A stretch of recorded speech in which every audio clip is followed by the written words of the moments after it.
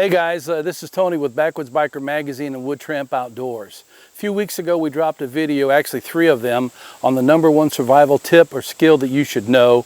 One of those was, the one that I introduced, was the 3-second rule. Okay, and I had a lot of feedback, positive and negative, on that, asking me to explain that. So that's what I'm going to do today. So hang tight, I'll be right back.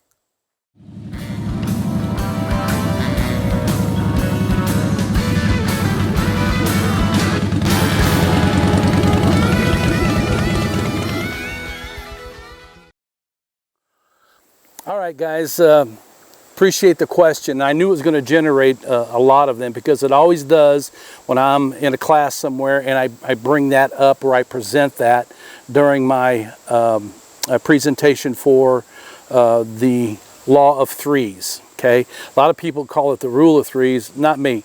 I think that those are all viable, but they are the law of 3's, and you should never ever break them. But for me, the very first one, traditionally speaking, it is the 3-minute rule. You got 3 minutes to be able to restore breathing or to stop major arterial bleeding, which is correct. But for me, let's get ahead of that and go before that to the 3-second rule. That you've got 3 seconds to be able to subdue your panic, because if you start to panic, everything else is going to freeze except for the momentum of the emergency that you're dealing with. Again, arterial bleed is a great place to look for this. Even though you might freeze and look at it and watch it and get scared, it continues to go. The guy, or even yourself, you're continuing to bleed out. So the 3-second rule to me is so important, that you have actually been able to subdue the panic and to concentrate on the skills that you have honed throughout the years. You know what to do because you have practiced them. You've been taught them by a professional. A professional has watched you as you have developed that skill, and then over the years you continue to use that skill and practice it and practice it and practice it until you no longer are worried about that situation happening. Okay, now one of the questions is when did I develop it? And the truth of the matter is, I'm not the guy that authored that. But I did learn it years ago when I was a young man in the Marine Corps. My unit was deployed up to the northeast region of California in the Marine Corps Mountain Warfare Training Center. While we were there, it was hot, man. Was it hot, hot, hot, hot, hot. So hot that guys were dehydrating. And one of the guys in my unit, he wasn't taking care of business like he should, and he just started to shrivel up like a dried prune and started screaming, and then all of a sudden he fell down on the ground and he was just withering. And the corpsman, somebody yelled for the corpsman, and at that time there were corpsmen there that were training as well. And they had their instructors, and one of the younger guys that had just got into that position came up and saw what was going on, and it affected him. It scared him. It froze him. And his instructor came up, a guy that was a gunny, and he didn't panic at all, but he just asked that young man, he says, "Do you want to see him die?" And of course, you know, the guy said no. He says, "Well, you've got 3 seconds to be able to decide whether or not that this man is going to die here in front of you, because you're panicking and your panic is controlling you." And after the event happened, the episode was over, and they got him down off the mountain. You know, we had a little chalk talk, little toolbox discussion, and the guy was very, very easy about it. Didn't try to be flamboyant, but he just says, "Look, gang, you've got 3 seconds to subdue your panic." He goes, that goes with any situation, anywhere in the world, no matter what you're doing. You've got 3 seconds to decide whether you're going to trust your training or you're going to focus on the problem. And that was one of those impact moments for me. One of those places where I stopped and paused and said, man, I don't ever want to forget this. And then later on in life, when I began to reignite my passion for the outdoors and was sitting in different classes, I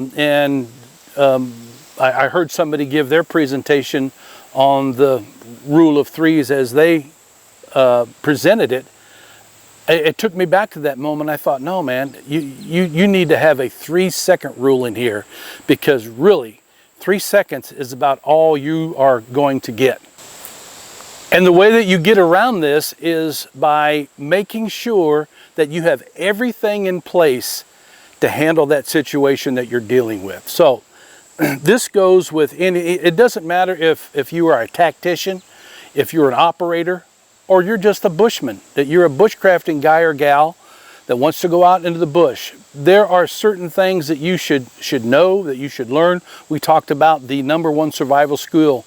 One of them that was brought up was fire. You know, and to me, any skill that you had should have 5 redundancies in it. Whatever skill it is, it doesn't matter. There should be 5 different ways to end up at the goal that you're looking for, okay? But if we talk about fire, you know, what are your 5 redundancies for fire? And the first one that everybody talks about, and I agree with this, is a Bic lighter. I mean, they're down and dirty, man. That is a bushman's perfect companion for making fires. But it goes to more than just clicking this and lighting your fire and go away, because at some point you're going to deplete the fuel. What do you do with that then? What I'm getting at is that you should learn how to use that Bic lighter to its fullest potential. And that's by learning from other people that knows how to take them apart, that knows how to what I want to say is you don't want to, I want to take the moisture out of it. Because sometimes if you drop a Bic lighter in a pool of water or you're in the rain, you know, it will no longer strike until you can actually dry that out, and it can be done. What if you need something, a small ferro rod? You can use that Bic lighter without any fuel by just striking the wheel. There's a lot of things you can do with the Bic lighter. You can use the outside casing for a tinder. You know, it will light and it will extend it in a fire. So this is what I'm saying. You got to know all these things, and you have to be able to know them in such a way that you don't think twice about it. Oh, this is what I got to do. This is what I got to do. I mentioned Kevin Johnson. Kevin Johnson is by far one of my favorite instructors, watching him do bow drills. Kevin has done it many, many times. And he'll be the first to tell you that he has failed a lot of times. And you know, a lot of new students will say, well, if it gets down to it, I can build a bow drill fire. Okay. You know, I don't doubt that you can, but can you do it when the moisture in the air has been at 85, 90 for a week, and every dry stick of timber in the woods or in the bush in the wilderness is saturated? And it's pretty tough. I'm not going to tell you it's absolutely impossible, but most experts will tell you, you better move on to something else, because it's going to take you a long time. So Kevin can make bow drill fires just about in any conditions. And what I like about watching him or hearing him, watching his videos, is that he uses many different kinds of woods from the eastern woodlands. He just doesn't grab, you know, oak or hickory. He grabs whatever is out there so he can just develop his skill. And what he's doing, he's learning that redundancy. He is over educating himself, over rehearsing and over practicing. So when it does come down to it, if this isn't working, okay, I'm going to try this. And if that isn't working, I'm going to quickly move to that. Not spend a lot of time on that is what I'm saying.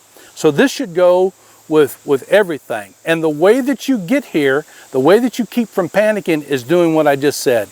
You rehearse it. You get taught through education. You rehearse it. You re-rehearse it. And you keep practicing it all throughout your life, no matter what it is. And if you are ever in a true survival situation, you won't panic, because you have truly rehearsed this thing through and you become an expert.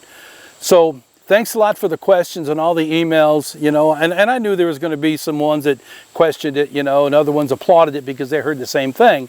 But to me, that's the #1 survival school. Not that the other ones weren't any good.